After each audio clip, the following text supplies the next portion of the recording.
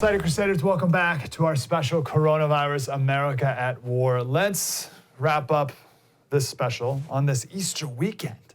Like, what? Let's talk about God. Let's talk a little bit about Easter. Let's talk about what really matters in the midst of all this, maybe even, actually, certainly even more so. With Dr. Ralph Reed. He's the chairman of the Faith and Freedom Coalition. And he's got a new book, For God and Country, The Christian Case for Trump. Dr. Reed, how are you, sir? I'm good, Mike. Thanks so much for having me. Good. My pleasure. Happy Easter to you. Thank you. You too. I saw on your Twitter, you tweeted out a sermon, and the title was Faith Over Fear. We did a little segment the other day about the difference between being scared and living in fear, right? Like scared is more like a fleeting emotion, which could be used to be for good, but fear is not a place you want to live. So faith over fear. Can you maybe talk a little bit about that idea? Yeah, I think, the words of Jesus certainly come to mind from the Gospels where he said, let not your heart be troubled. You'll experience tribulation and trials here on earth. But I have overcome the world.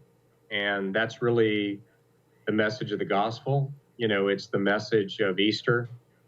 And you could not find a more compelling message, Mike, at a time of this sort of temporal calamity and public health crisis than that.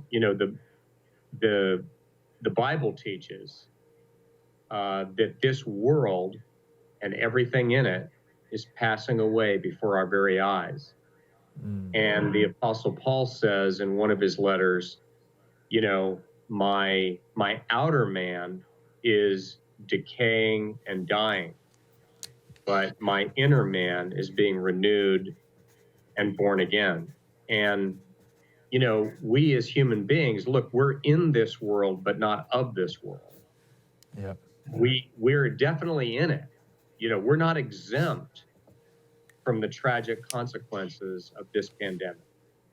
We're under the same orders, we're under the same guidelines, we face the same threats, and yet not. Why? Because we live for and we hope for a world that is yet to come. And I would make one last point, and this is important. Our faith teaches us, and the Bible is replete with tangible examples of God taking what appears to be an unspeakable and senseless tragedy and turning it for our good and for his glory, and causing the outcome to be better than if the crisis had never happened. And by the way, there's no better example of that than the cross. Friday didn't look so good, but Sunday did. And there is no resurrection without the crucifixion. Excited Crusaders, thanks for watching the first on YouTube. If you want more, like, subscribe. We got plenty.